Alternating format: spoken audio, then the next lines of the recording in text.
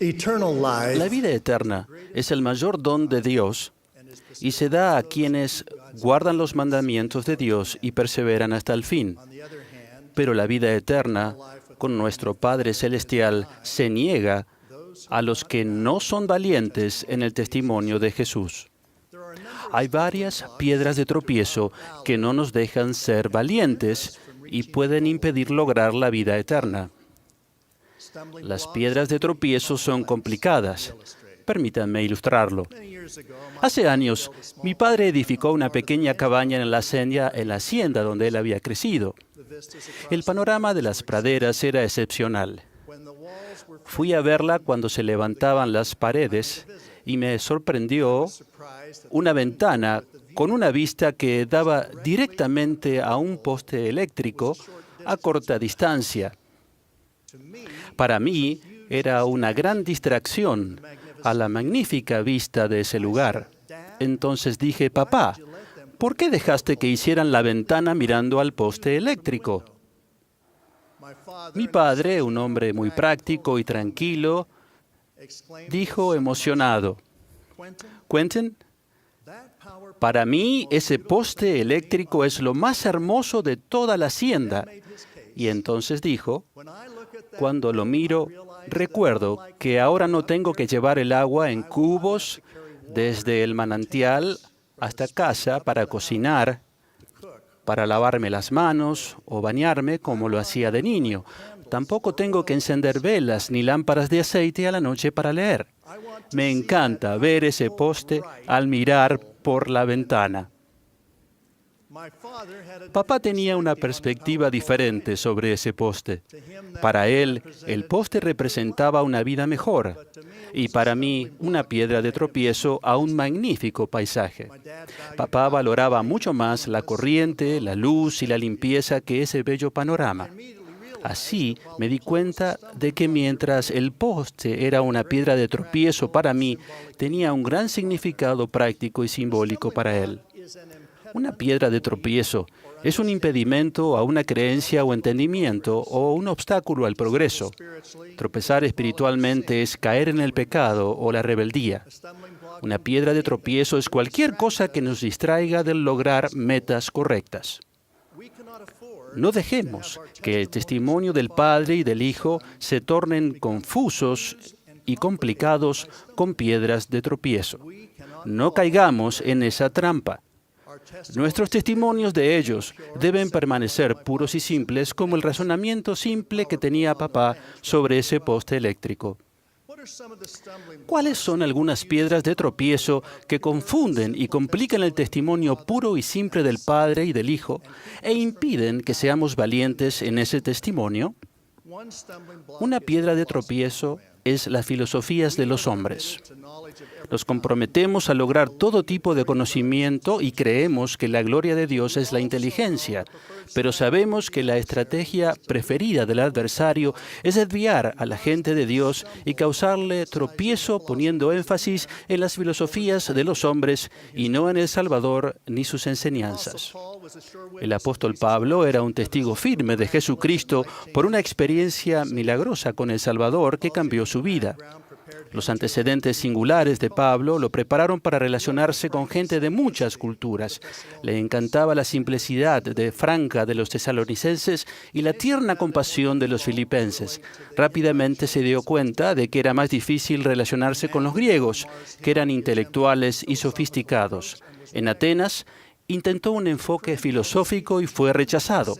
Con los corintios, decidió simplemente enseñar la doctrina de Cristo crucificado. El apóstol Pablo dijo, «Y ni mi palabra ni mi predicación fueron con palabras persuasivas de humana sabiduría, sino con demostración del Espíritu y de poder, para que vuestra fe no estuviese fundada en la sabiduría de hombres, sino en el poder de Dios». Algunos de los relatos más extraordinarios del Salvador y su misión se explican en 1 Corintios. El capítulo 15 ha recibido atención mundial por las presentaciones de El Mesías de Handel. La obra incluye doctrina profunda del Salvador. En la tercera parte de El Mesías, después del coro Aleluya, La mayoría de los versos son de 1 Corintios capítulo 15. En unos pocos versículos, Pablo describe hermosamente algo de lo que el Salvador logró. Porque ahora Cristo ha resucitado de entre los muertos, primicias de los que durmieron. Por cuanto la muerte entró por un hombre, también por un hombre la resurrección de los muertos. Porque así como en Adán todos mueren, así también en Cristo todos serán vivificados. ¿Dónde está, oh muerte, tu aguijón? ¿Dónde, oh sepulcro, tu victoria? Mas sean dadas gracias a Dios, quien nos da la victoria por medio de nuestro Señor Jesucristo. En parte la apostasía ocurrió porque las filosofías de los hombres fueron elevadas por sobre la doctrina simple y esencial de Cristo. En lugar de lo simple del mensaje del Salvador, se cambiaron o perdieron muchas verdades claras y preciosas. El cristianismo adoptó tradiciones filosóficas griegas para conciliar sus creencias con la cultura existente. El historiador Will Durant escribió: el cristianismo no destruyó al paganismo, sino que lo adoptó. La mentalidad griega moribunda se transformó. Históricamente y en nuestros días, algunos rechazan el Evangelio de Jesucristo porque, a su parecer, no tiene la sofisticación intelectual adecuada. En los principios de la Restauración, muchos al menos profesaban seguir las enseñanzas del Salvador y muchas naciones se consideraban cristianas. Pero aún entonces se profetizaban momentos más difíciles para nuestra época. Heber C. Kimball fue uno de los primeros 12 apóstoles de esta dispensación y el primer consejero del presidente Brigham Young, y advirtió: se acerca el momento en el que en estos pacíficos valles estaremos tan mezclados que será difícil distinguir el rostro de un santo con el de un enemigo del pueblo de Dios. Después, estén atentos a la gran división, ya que habrá un tiempo de gran zarandeo y muchos caerán. Concluyó que hay una prueba que viene. En nuestros días, la influencia del cristianismo en muchos países, incluso en Estados Unidos, ha disminuido mucho. Sin creencias religiosas no hay sentido de responsabilidad hacia Dios. Por eso es difícil establecer valores universales sobre cómo vivir. A menudo, las filosofías que se sostienen fuertemente están en conflicto entre ellas. Lamentablemente, esto ocurre con ciertos miembros de la Iglesia que pierden su rumbo y son influenciados por las opiniones del momento, muchas de las cuales, obviamente, no son correctas. De acuerdo con la profecía de Heber C. Kimball, el elder Neil A. Maxwell dijo en 1982, mucha de esa división ocurrirá debido a conductas de las que no nos arrepentimos. Algunos cederán en lugar de perseverar hasta el fin. Otros serán engañados por apóstatas. De igual modo, otros se ofenderán. Y así, cada dispensación tiene sus propias piedras de tropiezo. Otra piedra de tropiezo es rehusarse a ver el pecado como lo que en verdad es. Un aspecto único y problemático de esta época es que muchos participan en conductas pecaminosas, pero rehúsan considerarlas como tal. No sienten remordimiento ni deseos de reconocer su conducta como moralmente incorrecta. Incluso algunos profesan tener una creencia en el Padre y el Hijo, y erróneamente creen en la postura de que un Padre Celestial amoroso no impondrá consecuencias a conductas contrarias a sus mandamientos. Esa era la postura de Coriantón, el hijo de Alma e Hijo, en el Libro de Mormón. Coriantón había tenido una conducta inmoral grave y Alma le aconsejaba para bien. Qué bendecidos somos, pues el gran profeta Alma, quien personalmente había experimentado el más tenebroso abismo y la maravillosa luz, registró la instrucción que le dio. En el capítulo 39 de Alma leemos cómo él aconsejó a su hijo mediante el proceso del arrepentimiento y después explicó cómo Cristo vino a quitar el pecado. Le aclaró a Coriantón la necesidad del arrepentimiento porque nada impuro puede heredar el reino de Dios. Alma 42 tiene algunas de las doctrinas más admirables de la expiación de todas las Escrituras. Alma ayudó a Coriantón a entender que no es una injusticia que el pecador sea consignado a un estado de miseria, pero le dijo que comenzando con Adán, un Dios misericordioso ha dado un tiempo para arrepentirse, porque sin el arrepentimiento se habría frustrado el gran plan de salvación. Alma también estableció que el plan de Dios es un plan de felicidad. Las enseñanzas de Alma son muy útiles, pues he aquí la justicia ejerce todos sus derechos y también la misericordia reclama cuanto le pertenece, y así nadie se salva sino los que verdaderamente se arrepienten. Viéndolas como lo que son realmente, las gloriosas bendiciones del arrepentimiento a las enseñanzas del Salvador son sumamente importantes. No es malo ser claros, como Alma lo fue con Coriantón, sobre las consecuencias de las elecciones pecaminosas y la falta de arrepentimiento. A menudo se ha dicho, tarde o temprano todos tenemos que enfrentar las consecuencias. La extraordinaria y celestial bendición de la expiación del Salvador es que mediante el arrepentimiento se borra la conducta pecaminosa.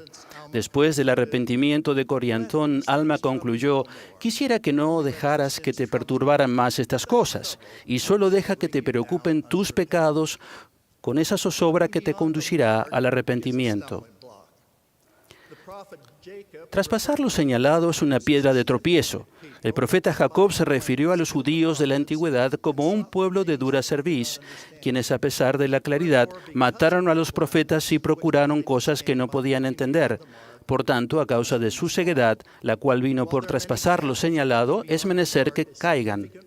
Aunque hay muchos ejemplos de traspasar lo señalado, uno importante de nuestros días es el extremismo.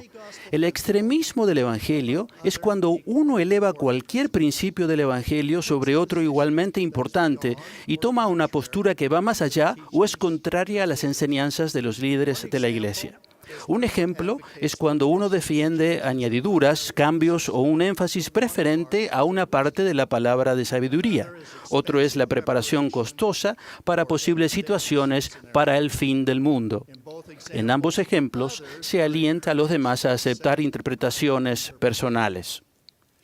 Si convertimos una ley de salud o cualquier otro principio en una forma de fanatismo religioso, estamos traspasando lo señalado. Hablando de doctrina importante, el Señor ha dicho, quien declare más o menos que esto no es de mí. Cuando elevemos cualquier principio de una manera que disminuya nuestro compromiso a otros principios igualmente importantes, o se tome una postura contraria o que exceda las enseñanzas de los líderes de la Iglesia, estaremos traspasando lo señalado. Algunos miembros elevan causas, muchas de las que son buenas, a un estado superior a la doctrina básica del Evangelio. Sustituyen su devoción a las causas como su primer compromiso y relegan su compromiso hacia el Salvador y sus enseñanzas a una posición secundaria.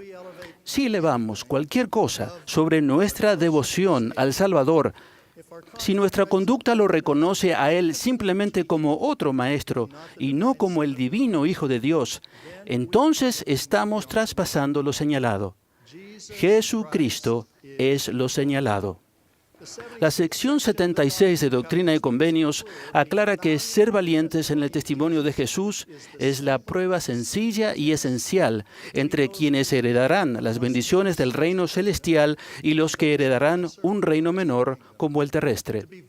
Para ser valientes, debemos centrarnos en el poder de Jesucristo y su sacrificio expiatorio para superar la muerte y mediante el arrepentimiento limpiarnos del pecado y seguir la doctrina de Cristo. También necesitamos la luz y el conocimiento de la vida y enseñanzas del Salvador para guiarnos en el camino del convenio, incluyendo las ordenanzas sagradas del templo. Debemos ser firmes en Cristo, deleitarnos en su palabra y perseverar hasta el fin. Si vamos a ser valientes en nuestro testimonio de Jesús, debemos evitar las piedras de tropiezo que atrapen e impidan el progreso de muchos que por lo demás serían hombres y mujeres honorables. Tengamos la determinación de estar siempre a su servicio.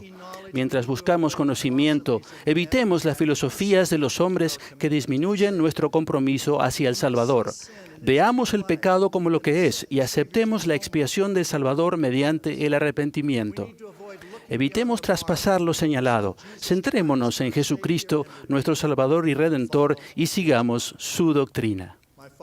Mi padre vio ese poste como un medio para dar corriente, luz y agua abundantes para cocinar y limpiar, lo que fue un peldaño para mejorar su vida.